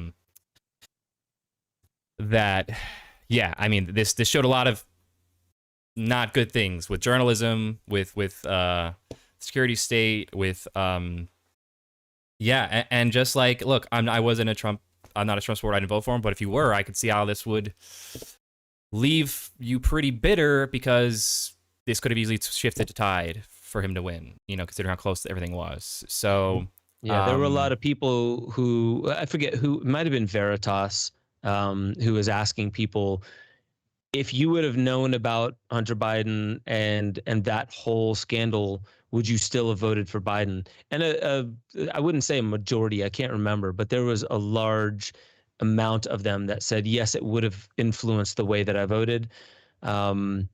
So it is interesting. And now there's a lot more information coming out about it. I mean, most people here aren't surprised about that. Like, what? The media hid something?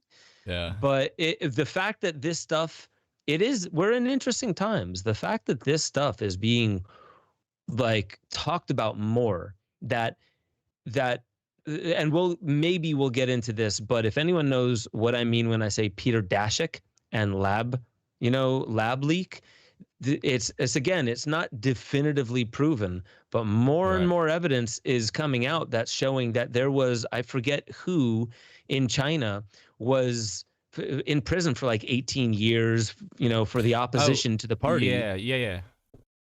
Basically saying that back in November, there was a super spreader event in China. It was in Wuhan. It was some sporting event or something like that. But basically talking about gain of function research. And there's two things and this was on Tim Pool, and he was citing the actual articles that this came from. But Tim was reading through the articles and saying, like, the interesting thing was that this was reported and trying to be talked about November of 2019, that gain of function research was being done an aerosol or airborne inoculation of cave bats to inoculate them against coronaviruses. But gain of function research is that the helping to make something that is not currently transmissible to humans to make it transmissible to humans. It's a bioweapon, basically. I mean, right. You can slice it in any way. Okay, we did it for Evan GD said Military World Games in Wuhan, China, the same day as Event 201. That's why Australia is freaking out Australia's lost over 20 billion already from sanctions from China, because Australia is going very hard on China, saying, look, like, basically, so much of the evidence is getting pretty overwhelming that it did definitely come out of this Wuhan lab, which had the security level of a dentist's office. Like, what is it called? Like SLA-B, and they had this classification. I read this whole in depth, but like, they were doing this stuff in really shady conditions. It was no wonder somebody eventually got sick. And then obviously how China's obviously tried to cover this in a lot of ways, and now all this evidence becoming more and more overwhelming that this did come out of Wuhan, that there was obviously a connection between the UNC lab and Fauci and EcoHealth Alliance, and basically saying, like, I don't know, honestly don't know what these guys are thinking. Like, if they legitimately think like learning how to make more, scary grade like type viruses is a better way to fight them. I never even understood that rationale for gain of function. Like, it just seems on, and even like why would that exist in the first place is one of the things. But do you know what the rationale is that I've heard, at least? Because I was looking into Peter Daszak 8 to 10 months ago. I was even hearing, and like, actually, maybe even more than that, because whenever Luke Rudkowski was on the Tim Pool podcast, he was talking about this stuff. But Peter Daszak had been talking about this for quite some time now. This information has been out. Right. And there are people, there's a new book coming out in December about the origins of COVID-19. I forget who the author is. But the thing is like, this is where we're going, where like just about anything, if it's contrary to the conventional sanctioned narrative pushers, it could just be called conspiracy, because the whole thing about like how did they push back against Hunter Biden's laptop story? What did they say about it? Unhinged conspiracy theorists claiming, blah, blah, blah. And the same thing with lab leak theory. Actually, who was it? It was somebody from the CDC. It was like the president of the CDC quit his job. I know I reported on this, but either quit or resigned, but basically because he was getting death threats, not just from average Joes, but from people in his industry, when he was saying, I think we need to look into, not even I believe in, but we need to look into the lab leak hypothesis. And he was getting death threats. This was like the president of the CDC, or he was a higher up. I'm not sure the official title. Right. Hopefully somebody can look that up. Why is that even happening in the first place? And that's a big thing that's tying into China. It's weird. There is this weird, I can't say it's causation's correlation, but it seems like there is, not I'm saying 100%, but there seems like there is some sort of correlation between China's ramping up and them becoming maybe more exposed to this really being the case. Like, it's like they're almost trying to get ahead of it and squash this, or I don't like to speculate on things this important, but like too much. But like there is like look, they clearly show that they're very sensitive to anything bad mouthing them and their culture, whether it's in Hollywood, John Cena speaking Chinese, The Rock, all these movies, Top Gun taking away the patch on the, so they're very, very, very quick to say, hey, like, don't mess with our image.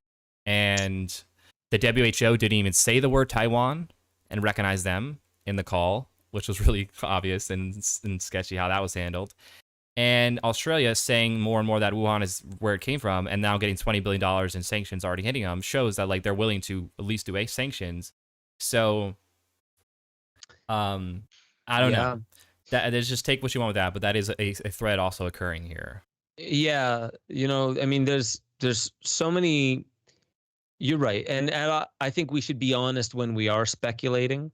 But it is good, you and I, Gordo, like average as as anybody else, like even in the audience that's listening right now. We're just doing the best with the information that we have, and if we can name it when we speculate, and we can say that, then we can at least give our opinions on like what are some of the, at least to us, the most likely reasons as to why this is happening.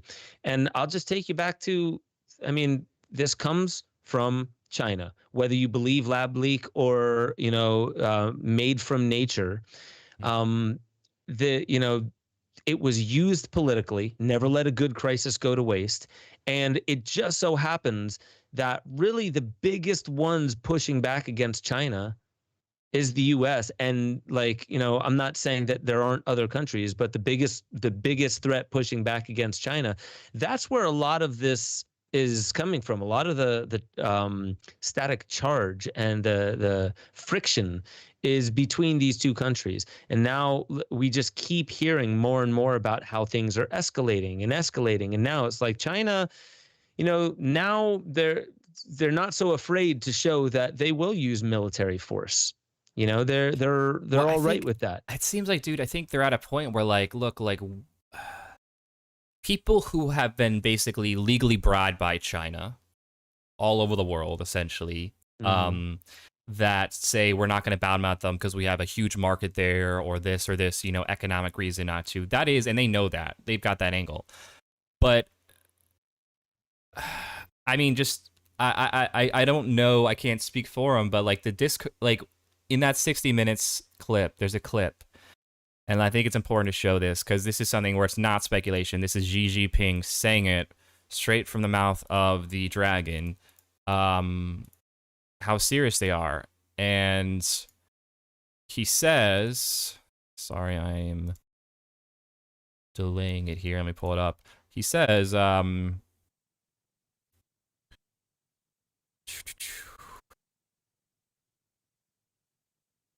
sorry, it might take me a second to find it.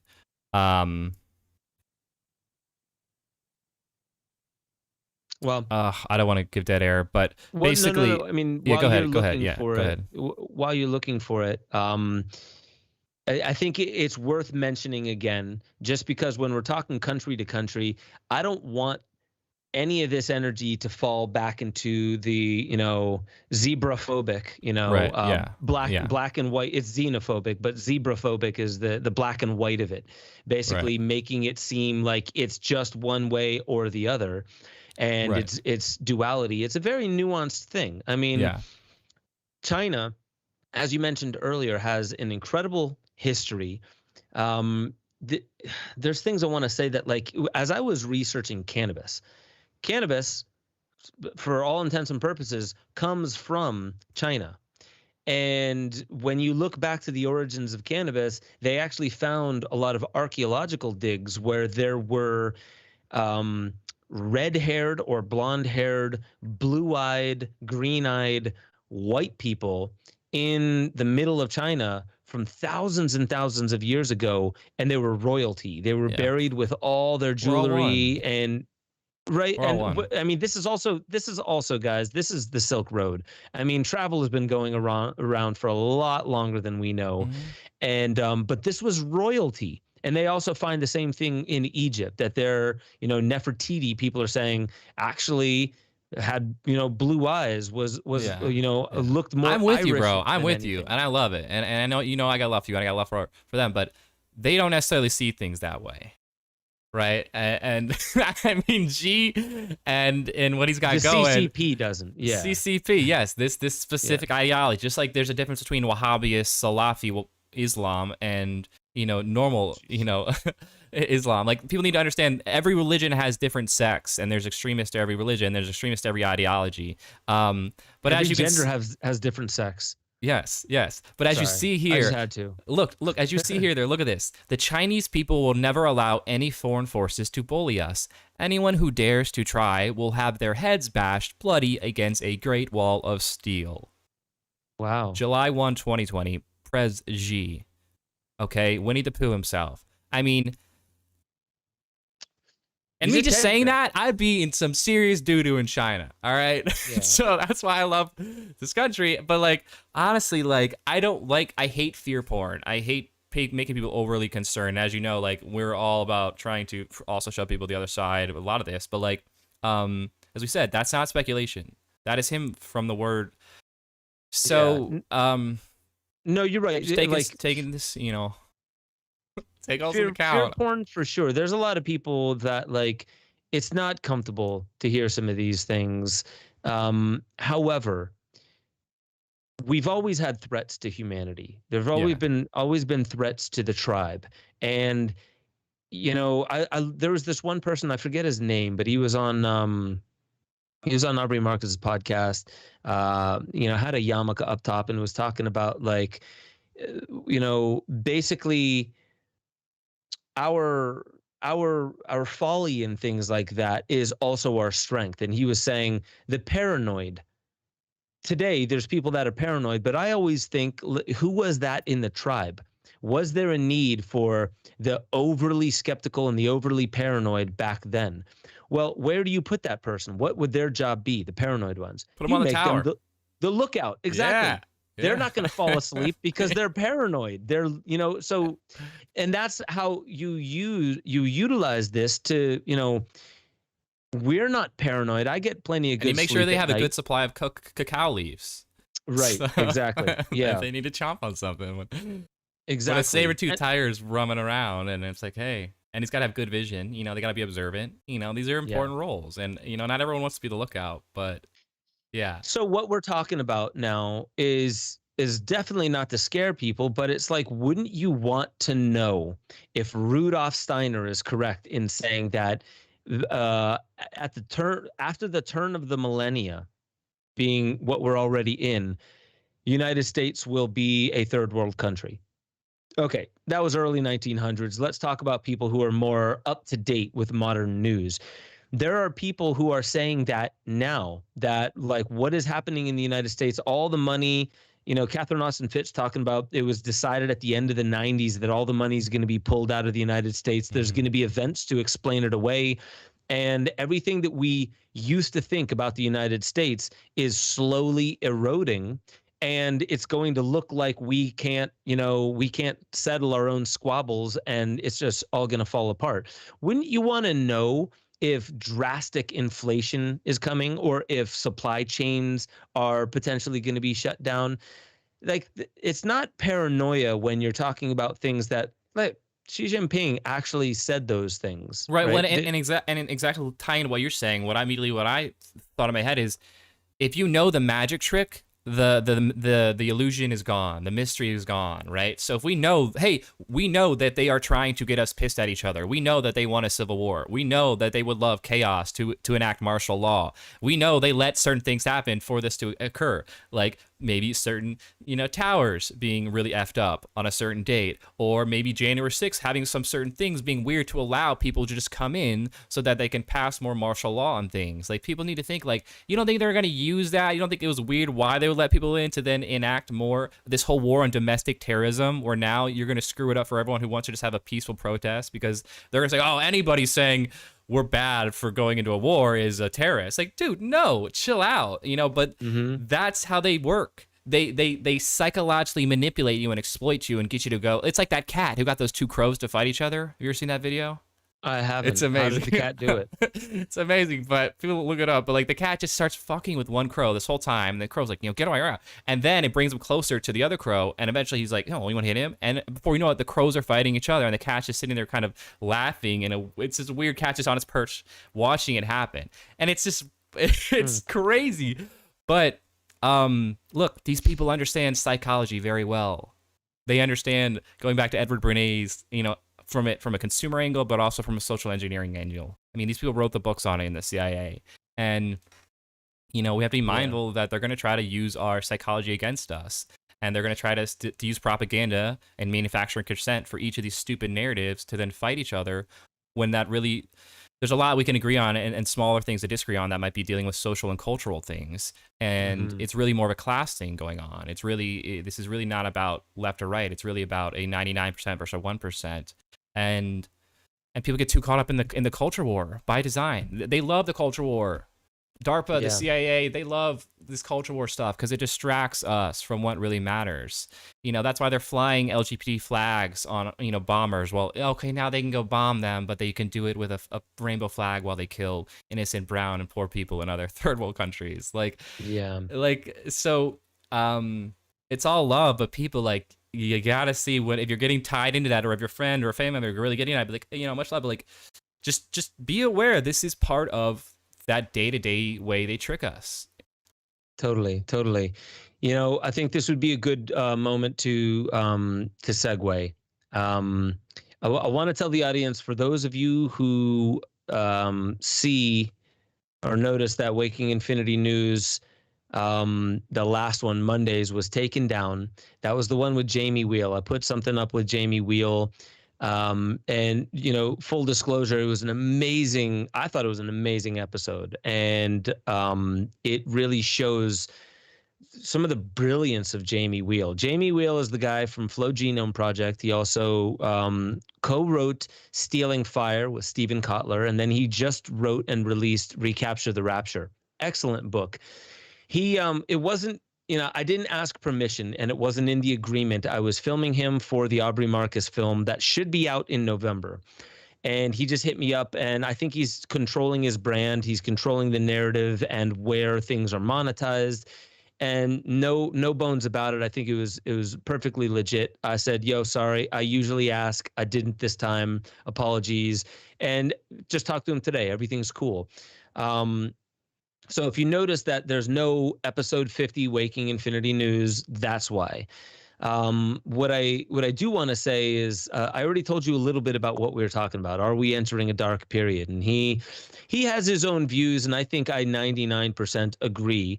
And I mean, really, the points that I don't agree with, I also see where he's coming from. And that is just basically, he, again, explains away conspiracy thinking. And I think he's talking about he's generalizing in a way that's generally correct. That for the most part, when people go down rabbit holes, and they tend to believe the things that, and this is just human nature, but we tend to believe the things that we are already biased towards. It's cognitive bias, and we put ourselves in echo chambers. I mean, we're tribal bias. If you're in a tribe or a community that has that's also important, like peer pressure, kind of an idea. Right. And Ian Crossland from Tim Pool, there was one time, I forget what podcast it was, but he was saying that, listen, most people aren't looking for the truth. They're looking for security. And I know that I've mentioned that before. But how is it that so many people can be duped and so many people can be brought into tribal bias? Because that's actually probably how we've been wired longer than, right. So how many Buddhas were there, compared to how many Joe Schmoes or Janes, that are out there?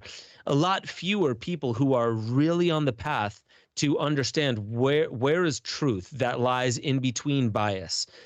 So that's kind of what I see as well, is how many people are looking for truth and how many people are looking for comfort. How many people are looking for security, Maslow's hierarchy of needs. It's hard for us and this is another thing about the narratives coming out of media and why we call it fear mongering. Because if you talk about Maslow's hierarchy, the bottom of the hierarchy is you need oxygen, right? You need, the base things that you would literally die without. And then you need security. And maybe pull up the Maslow's pyramid. Yeah. Because if you don't have the base of the pyramid taken care of, you can't get to the next ones. So let's blow this up a little bit so we can look at it. Ooh, I minimized. So when you look at the bottom, psychological or physiological needs are first. Then it goes to psychological, security and personal matters, your clan, your tribe, morals, employment, resources, health, right? Those things, people, if you can't breathe within a few seconds, you're going to panic. Without food, in a few, like, let's say hours or days, you are going to be in panic mode. Water, same thing. Homeostasis, right away. Excretion, if you can't piss, if you can't take a shit, you're going to have some problems. The human centipede. Right? Oh, God. Right? That, true story, by the way.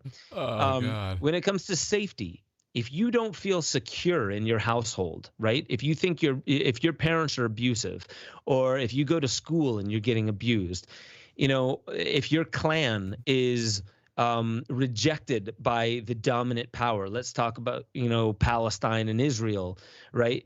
If you're being demoralized, if you don't have employment, if you don't have the money and the health, then you're never going to get to the love and belonging. Right? Unless you are a Buddha. Yeah. And so then we're talking like all the way at the top. You need self-esteem, confidence, achievement, respect, and stuff like that before you can get to the self-actualization, like morality, creativity, problem solving. So really, in order to get to that peak of the pyramid where you can come up with ethical and moral, creative ways to solve global problems, you need to have some other things taken care of at first. So why does media push us into a fear state? A lot of people don't see this side of it. They do it because you're a lot more predictable when you're towards the bottom of the pyramid, and you're not going to be as why is creativity a problem? Right? Well, it's not a problem such as people don't want us writing songs and painting things. The thing is when you are more at the self-actualized stage, then people start to see through the bullshit more naturally. You start to have a full cup and it flows over, and you want to be in gift to other people. You want to serve. Well, if we're naturally solving all of our own problems tribally, community-based, and we're sharing and we're in gift, then guess what? We don't need the nanny state so much. So, I mean, these aren't conspiracies. This is psychology that goes way before America. Well, you understand. And here's one thing. Way back. Here's one thing, right? I wanna push back a little here on when you say like terms like the nanny state. I'm trying to understand what you mean by that, because if we're looking back at this Maslow's hierarchy here, the first key things that you said are you need the physiological and the safety met. So if we're allowing, say, for instance, it doesn't have to necessarily be a UBI, but something like a UBI or $20, $15 minimum wage, these kind of ideas, these just standard safety nets for people to have. I mean, how do you feel about that? Are you saying you don't want to allow that? What do you mean when you say nanny state? Like, okay, you cut out. I think I got what you said, but as far as clarity for the nanny state, really, it is a one-size-fits-all thing, but I don't say that the entire United States or 100% of any government is a nanny state. What I mean by the nanny state specifically is if you can invent a need in the people, not just a desire, or a want, but a need. If you can invent a need, then what happens is you know how to corner the market to make sure that they come to you. And the nanny state, to me, like when you're talking about UBI, I think that can be useful in a certain context, right? It can be useful. The same thing as a crutch or a cast on your leg can be useful in a certain context. Now, let's just talk about the medical industry. How many exit strategies do doctors go through?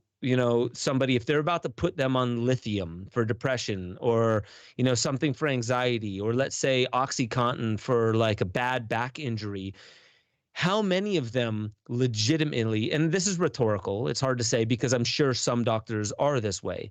And so it's hard not to make blanket statements. But when I was researching the cannabis film that I did, every single doctor was saying, you know what, cannabis is a great exit strategy, which is incredible because most doctors don't have an exit strategy for things like opioids that they put people on. Okay. And like so something to help that's them, what I mean. helping them wean off heavier opioids when they say exit strategy. To wean off the need. Now, I'm not saying like, when I say nanny isn't like a derogatory term in general, because like a lot of the times a nanny is a good thing. But if you never move past your need for other people to solve your problems for you, then you never get to the self-actualization space. Right. So thank you for clarifying, like making me go into that nuance a little bit more, because it's easy when you say the nanny state, and like we place these things, it's easy to make it seem like I'm talking about America and I'm talking about all governments. A lot of times it's a term used by more, conservative media outlets that it's, an idea of a libertarian, very individualistic, rugged, pick yourself up from the bootstraps is kind of, and it's like, we don't need to give out all these, free handouts and, the whole issue and debate is like, should you give out Medicaid, or I'm blanking on it. This like, is there abuse being used? But like universal health care and basic income. Like the not even the food cards, but I don't know. Just for me, I'm kind of in the camp where like, look, I get that like I want to have more people, as you're saying here, be able to get to this self-esteem, loving, self-actualization stage. And I think, being the richest country in the history of mankind, I think we can have, looking at America as a community, as kind of Rogan puts it, like, you don't want to have more winners than losers. And I'm not saying we give everyone a freaking yacht and a huge house, but like having more of that, those lower things taken care of as part of being part of the community and a contributing member, so that we can then have more of people living in that self-esteem, love, belong, self-actualization stage. I mean, a lot of the people, man, if like you said, if you're only worried about your day-to-day just trying to survive, like, you can't, what's around you is what will probably stick, right? You don't have a lot of time and energy maybe to really look inside and delve deep and know yourself. You're just kind of going with what's been around you up to that point in a lot of ways. Yeah. In the interest of time, I want to look over here at the chats. We have somebody, L. O'Kane, says Jamie Wheel was amazing. Would love to hear more about that. He says, I'm 74-year-old new listener. Thanks for the show. When you talk about they causing cultural dissent, who are they trying to catch up? So thank you for that question. I can't remember exactly which one, that was probably me that said something. And if it was cultural dissent, he said cultural dissent. Yeah, I mean, the thing that I know that I just said recently like mainstream was media. Media. Yeah. A lot of mainstream media on both sides are leaning into this culture war because it's a very important. And I don't want to like, and this is another big qualifier. I don't want to be insensitive that like there is real sensitivity to civil rights, social culture, and these things that should be discussed. But Absolutely. There is an overwhelming amount of footage a lot of times focusing on the cultural elements versus the economic elements and the geopolitical or the foreign affairs. It seems like I said, when you start seeing military industrial, defense contractors saying they're super woke now, and this idea of woke capitalism, you go, well, interesting. Like, and the whole the term woke has been co-opted by people who don't really, I think, share the original intent. It started with Erykah Badu from her song Master Teacher. It was much more about being a woke conscious person, loving. Woke people aren't very mean and judgmental and hateful. That's not being woke. So that's just another whole, it could be a whole episode in itself. But one day we'll get Erykah on or something. But yeah. But one little thing, we finished the questions. There's one little just ending story that I think the crowd would find interesting. That's a big, last little nugget. But if there are any other questions, you can handle those. Well, so I mean, the audience has been off the chain pretty good. So Destiny Rocks says, then how do we stop the media propaganda? More importantly, how can we help to end the culture war? Such a good question, because I mean, like, what is it we can actually do other than just complain about it? Right? We can complain about the culture war, but what can we do other than that? And sometimes it seems, and I want to ask you that question, Gordo, and have you riff on it. But like the reason why it's a tricky thing, because when you initially start looking at your options, most people have heard it all before, yet it's not being implemented. And that, I think that, like in my film Kymatica, I talked about all these conspiracies and then I pointed the finger right at us. You know, instead of pointing it out and saying that the external world is the actual perpetrator behind all of the ills, we need to realize that I have to say this, that the elite are also at the whim of mass consciousness. Now, they also have their tentacles in mass media, and that's what pushes mainstream narratives. But we're also, as much as we try to say that like most people are dumb and they just buy anything hook, line, and sinker, like let's be fair. A lot of people are also on the hamster wheel economically, so much so that the only thing we can actually do is our job and passively listen to the news or the radio as we're going to work. So I think it's really important to say, like, what do we do to stop the propaganda? You can live the solution and not push the culture war. Yeah. But I think there are also community-wide and culture-wide things we can do. And I personally think it's art. I think that one thing that supersedes a lot of people's blocks, like if I were to sit here and just tell you all of my political beliefs, it would be, a lot of the times people, their intellect will push back. Well, that sounds like contrary to something I learned, and I'm going to push back against that because the intellect is very good at being skeptical. But if you move somebody with art, it supersedes a lot of our red flags, and it also shows the humanity inside. We don't have to believe exactly what the person is saying. What if not everyone is like us? What if not everyone's an artist, though? What if they can't like sing or dance or draw or make some sort of, digital or cinematography? Good question. And this is where I say that we are all artists and we're all magicians, albeit in an immature state. And I don't say this lightly. A lot of people say, well, yeah, Ben, you have like, let's say you and other people have natural artistic inclinations. You're right. I do more of it, therefore I practice more. I put more of my time, attention, and awareness on it, therefore it is more expressive. I can more easily drop into that state. But when I say art, there's the industry of art. Right. Right. Okay. And then there's the artist, right? You as the artist. And the artist comes from, how do you express yourself? How do you use your voice? And again, when I say voice, it's not just your voice box, because I could be sitting here saying like, I love you, or I could say, yeah, I love you. I love you. Right. I spoke the same exact words, but I said two different things. So you're using your voice for what you believe in. It is an act of what I would call that thing. Some call it your soul. Some call it intuition, but some say, I know I was put on earth to help people, or I was put on earth to move people with music, or I was put here to just, make sure kids cross the street safely. It doesn't matter what it is. If that is your expression of service to the greater good, that is your art. And other people would say, well, that's spirituality, or that's just being a good person. And I say that is you using your voice and the way that you can make an impact on the world creatively. Mm-hmm. So that is what I say by art. Right. And I want to hear what your thoughts are on that. I think, I agree. I think you kind of expressed it from the artistic perspective, sort of the more sort of, I guess, a pragmatic, grounded perspective is like, look, these massive mainstream media companies can operate at a loss. Their main role in society is not really to give us the facts at this point. It's a bummer. I wish that wasn't the case, but a lot of them are there to manufacture consent and omit material facts.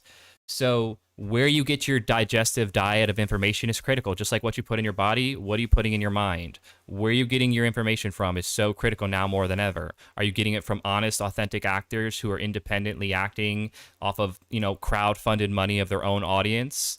Or are you getting it from people who would have conflict of interest and maybe not give you all the facts? And maybe just their tone comes off very like, hey man, chill out. Why are you yelling at me? Like you're just talking. So where you get your information is very critical. Who you surround yourself with. If you maybe need to have a hard conversation with yourself about somebody who you love, but you're like, hey, look, like I love you, but like as a friend at work or somebody, I was just talking to my buddy about this.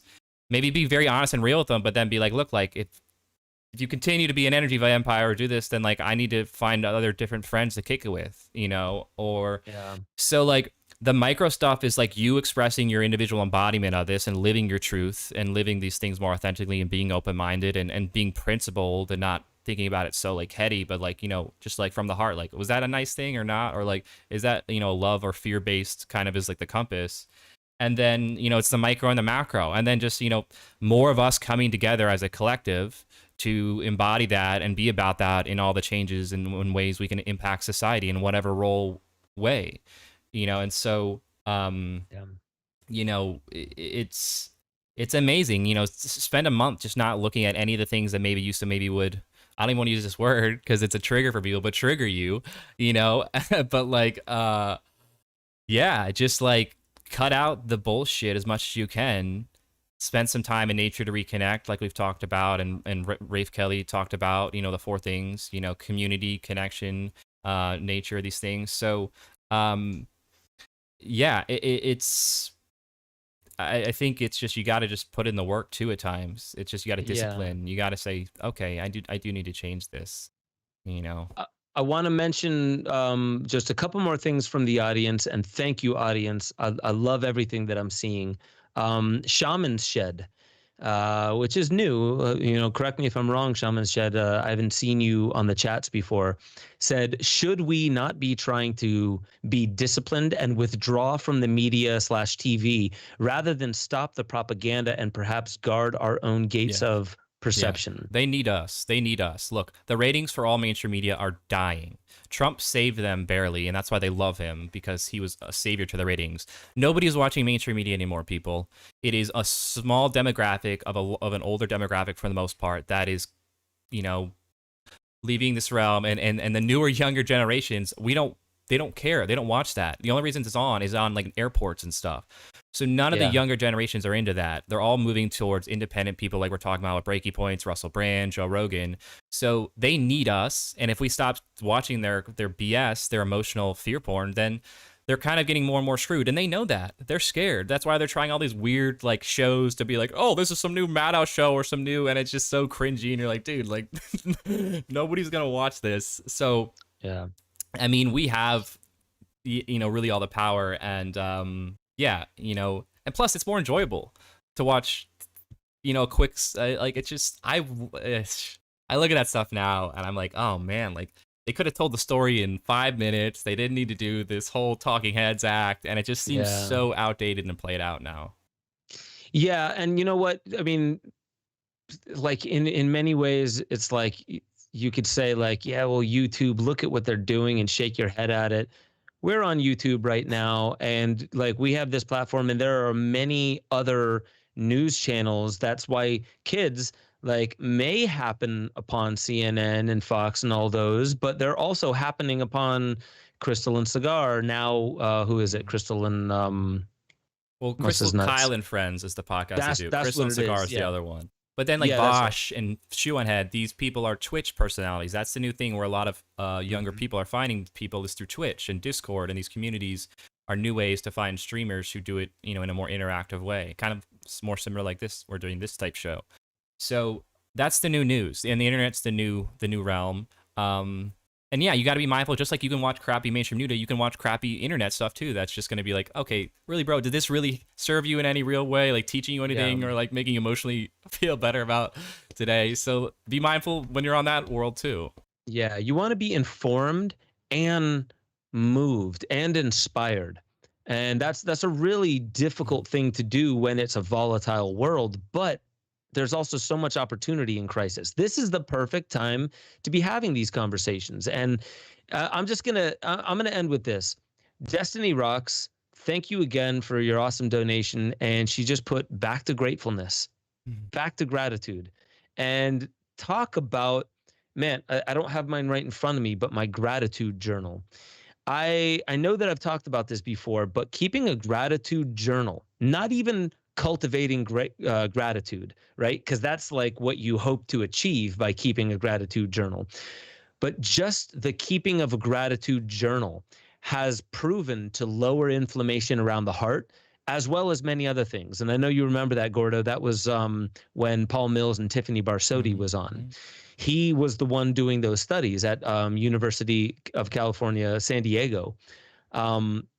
there's something about gratitude that I encourage everyone to keep a gratitude journal. And I say in the beginning of the day, like first thing you do in the morning, consult with your gratitude journal because it sets the tone for the day. You could also do it at the end of the day. But when you consult with a gratitude journal, don't just say, I'm happy for my Porsche outside and I'm happy, you know, that like whatever. There's easy things to be grateful for. It's such a nice Porsche. Right. Right. But the thing is this is about disciplining yourself and actually opening up new ways of perceiving what the world is. Because a lot of people feel like, oh, I'm afflicted by the lack of time that I have. And I'm afflicted by the fact that my boss is so annoying and I'm afflicted by all these things. When you use a gratitude journal, find the things that you feel afflicted by and flip them on their head. So I did this in an episode before where I was saying, you know, the opposing side of the things that I believe in, these people help me understand even deeper why I believe the things that I believe. And if it wasn't for 2020 and 2021, I wouldn't be looking with such urgency into what does freedom mean to me? I need to really get into the nuances of it. And I need to know my shit. And now is also the perfect time for when I voice those things. Other people are looking into it so deeply that they can call me on my shit if I have a blind spot. And they're like, Ben, you're totally off base because what about X, Y, and Z? Yeah. Thank you. Thank you to the people who push back. Thank you to the so-called afflictions that I have, because they are my teachers to help me become who I know I need to become in this life. Yeah. I'm not here hoping to get all the gifts and all the accoutrements and all the, you know, free handouts from the world. I'm here to become who I'm meant to be. I wouldn't be able to do that with such finesse and with such accuracy if it weren't for all the afflictions of the world. So I hope you guys can keep a gratitude journal. I hope you guys keep an open mind to understand that Gordo and I are just people with opinions like everybody else, and we're doing our best to connect with people and to show that let's have the conversations, and it's okay if we disagree. Actually, it's important that we disagree and we talk about it so we don't just get scared from like, oh, somebody thinks contrary to what I think. Let me run back and hide in the safety of my herd that believes exactly the same way. I think we're in a new era. I think we're developing a new species that does. This is the best time for humanity to start truly thinking autonomously for ourselves, but then with that diversity, celebrate the diversity. Don't push the diversity away and say, you know, like, I like people like me. I don't like people that are not like me. That was the original American experiment, man. This is the original American experiment. We're a melting pot. Let's celebrate our differences. And also, I'll say, I wanted to because this I think is important. I want to give big props to Melinda Gates, because looks like a big reason she ended things with old Billy Boy was because Epstein was giving him advice for their marriage. So that was the one last big little story that I wanted to hit on. But yeah, it's so sad. Yeah, so props to Melinda. Yeah. And guys, I mean, look at that smile on Bill's face. How could you dislike or distrust this guy? I mean, he gave us the modern computer. He ended polio and just takes bad people off the planet. It's all love coming from that Epstein. guy. Look at that stand-up guy. 11 times telling him, hey, man, I need advice from Melinda. Hey, anyone who owns an island and dedicates it to children. Yeah, and has Moloch on it. And it's just everyone does it. It's not weird. I don't know why you guys are acting so weird. I just like owls. Jeez. Yeah. You don't have a temple? Fire. You don't have a temple? Yeah. I mean, like, come back and talk to me when you build an island that's dedicated to the children. Jeez. I'm sorry. That was a big tirade. Ladies and gentlemen, I love you all so much. The audience, I know the ones who come back all the time. I can see you in there. Who's this Jeffrey Cummings? That's Forest and Fire Time. I know. Oh, Jesus Christ. Yo, Jeff. Hey, Dad. Yeah. Glad you're in my little league. Man, I love you guys. Shaman Shed. Much love, everyone. Giovanna. And we'll Dustin. do this again. We'll do this again, people, especially if there's like super important stuff happening in the news. There's also an interesting whole thing happening with the QAnon director who was on Joe Rogan and that whole HBO. That's another interesting whole series. We could do almost a whole episode on, but like, this was fun. We'll definitely do it again. Kyle, as of right now, I think should be coming next week from what you said. So, we'll mix it up. So hopefully it seems like the fans liked it. For sure. Yeah, Kyle Kingsbury is going to be great next week, and we got some other really cool people lined up. So every Thursday, 5 p.m. Eastern, come check us out. We're always going to be talking about something amazing. We try and keep it as respectful and balanced as possible. Check out the Discord. Tell us about the Discord there. I mean, it's just popping off. I mean, as we talk about community, connecting with people, you know, this is a great way to do it. Obviously, you know, until we can meet up and do maybe fun events in the future somehow, meeting online as much as possible. We haven't done it yet, but you can do lounges, community hangouts. Whoops, did I just join on accident? Oh no. Anyways, Discord's a cool software, and now I'm freaking out because I'm trying to figure out how to get out. But anyways, yeah. So that's all popping off. We got right now like 330 members plus 19, like 340 plus. So it's growing fast. A lot of cool different topics, and just be respectful on there, guys. Yeah. Guys you know, gals. We might not agree on everything, everyone, but you know, we're trying to build bridges, and like we said, the main antidote to all the powers that be, what they're about is what they're all about. Always remember is division and anger at your fellow brother and sister. So whenever you're doing that and feeding into that, even if you disagree with them vehemently, just know you're ultimately helping their agenda. Because the last thing they want is us coming together, being educated, being loving, looking past subtleties, and saying, "Hey, enough's enough," and we're gonna take the reins on a few of these things and put the people we want in charge or tweak things. So, down the line, maybe we'll have topics more focused. We'll do current events, but maybe I don't know, we can talk about like specific show topics again or something. For sure.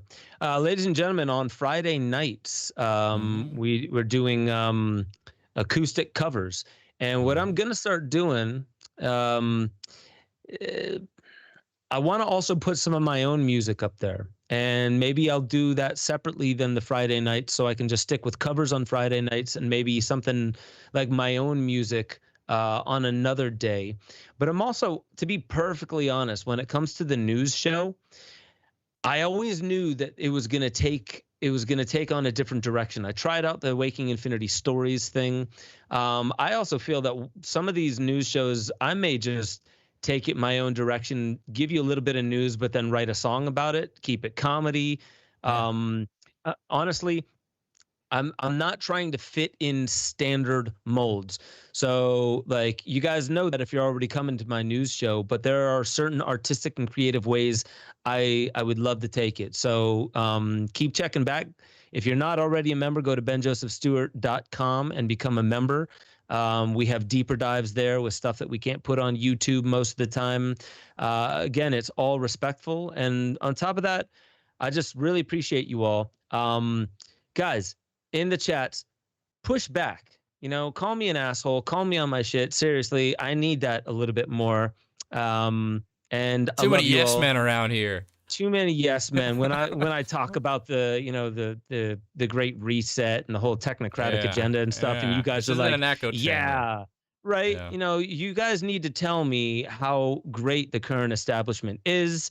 I want to hear more about like all the puppies that Bill Gates has saved, and just honestly, I love everything. I learn a lot from you guys. That's actually what I want to say. I know that I'm BSing you guys a lot, but like, I learn a lot from you, and I love the fact that you guys are on point. When I say things that you guys have a difference in opinion with, I do see it, and I watch the chat the entire time. So I love you guys. I really appreciate it. I'm grateful for you. Check back in next week on the Ben Stewart Podcast.